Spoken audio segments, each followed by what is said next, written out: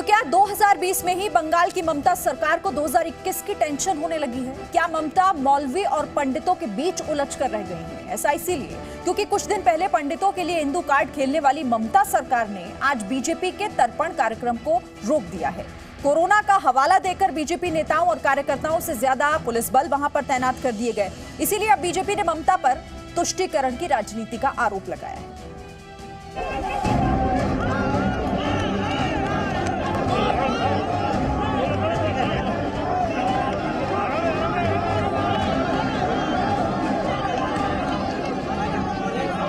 बंगाल में तर्पण भी राजनीति को अर्पण।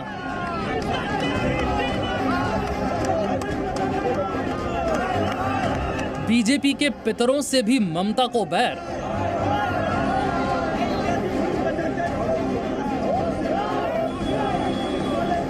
– 2020 में ही ममता को 2021 की टेंशन।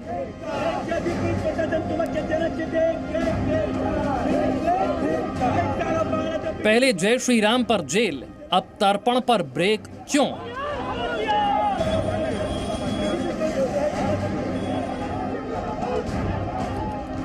जी हां, ये ऐसे सवाल हैं जो आज पश्चिम बंगाल की राजधानी कोलकाता की कुछ तस्वीरों के सामने आने के बाद उठ रहे हैं। एक तरफ ममता सरकार बंगाल में दलितों, पुरोहितों के लिए अहम घोषणाएं कर हिंदू कार्ड खेल रही है, वहीं उन्हें बीजेपी के पितरों से भी बैर है। ऐसा इसीलिए क्योंकि जरा इन तस्वीरों को देखिए। कोलकाता में यहाँ भारी संख्या में पुलिस बल चंद बीजेपी नेताओं और कार्यकर्ताओं को हटाने के लिए जुटा है। दरअसल उत्तर कोलकाता के बाग बाजार घाट पर बीजेपी के नेता बंगाल में हुई राजनीतिक हिंसा में मारे गए अपने कार्यकर्ताओं के तर्पण के लिए आए थे, लेकिन कोरोना का हवाला देकर पुलिस ने उन्हें पहले ही रोक दिया। इस दौरान वहां काफी तनाव हो गया। बाग बाजार घाट की तस्वीर आपको दिखाते हैं। पूरी तरीके से बैरिकेड कर दिया गया है। यहाँ पर सुरक्षा बल को यहाँ पे काफी ज्यादा बढ़ाया गया है और यहाँ पर आप जो भीड़ देख रहे हैं, यहाँ पर अरविंद मेनन और जो है कैलाश विजयवर्गीय, उनको यहाँ पे रोका गया है। जितने भी सीनियर नेता यहाँ पर पहुंचे थे, उन्हें फिलहाल आगे जाने से रोक लिया गया है।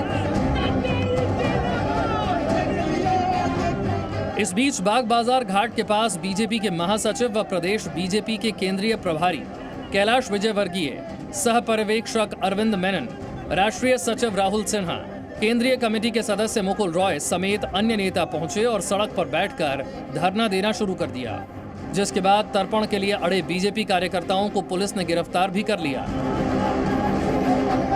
पुलिस की इस कार्रवाई पर बीजेपी ने ममता सरकार पर निशाना साधा।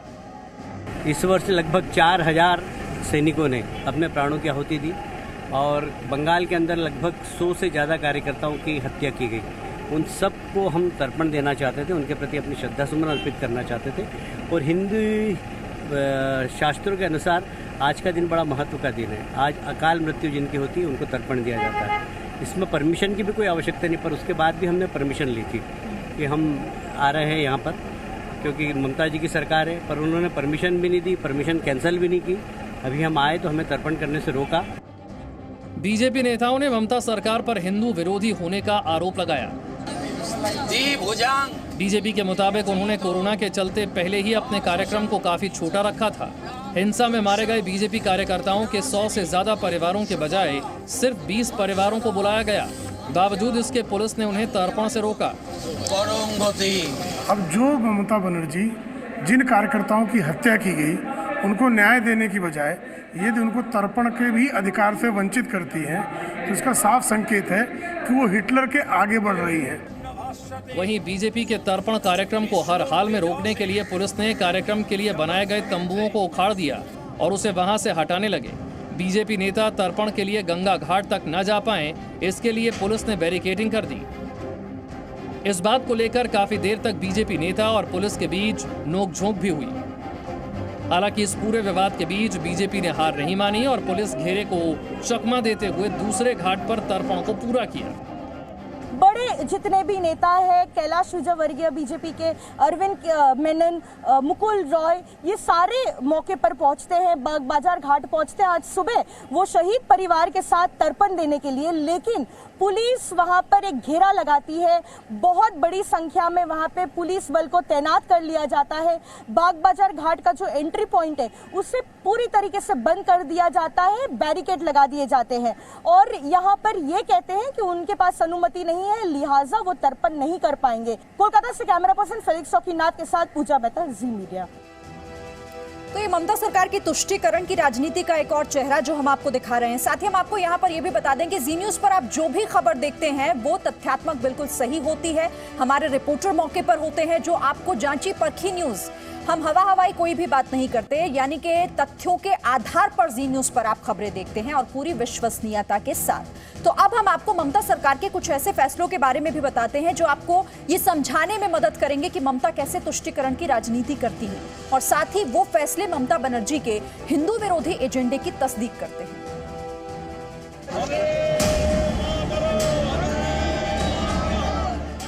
इन तस्वीरों को ध्यान से देखिए, ये तस्वीरें भी बंगाल की हैं, ये तस्वीरें भी कोरोना काल की ही है।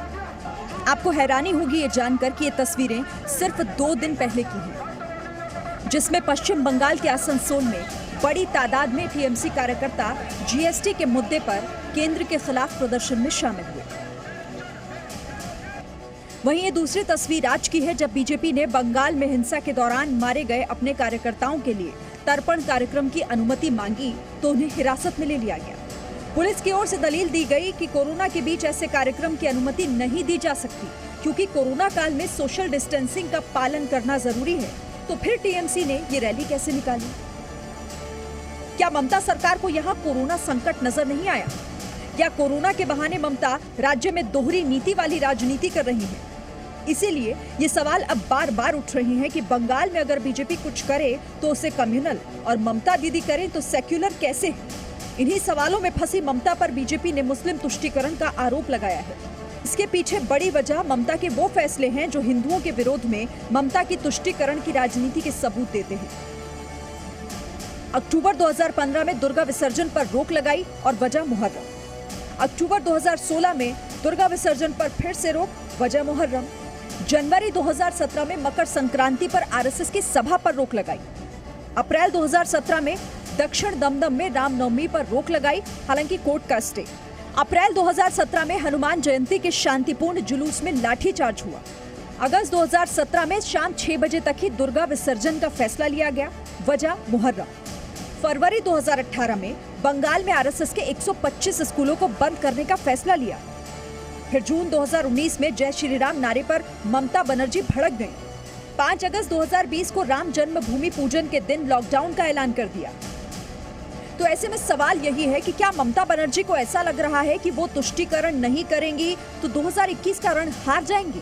कम से कम तस्वीरें तो ऐसा ही इशारा दे रही हैं। एक तरफ ममता बनर्जी बीजेपी के तर्पण कार्यक्रम से बैग दिखाती है तो दूसरी तरफ केंद्र सरकार के खिलाफ रैली करवाती है। ब्यूरो रिपोर्ट, जी मीडिया।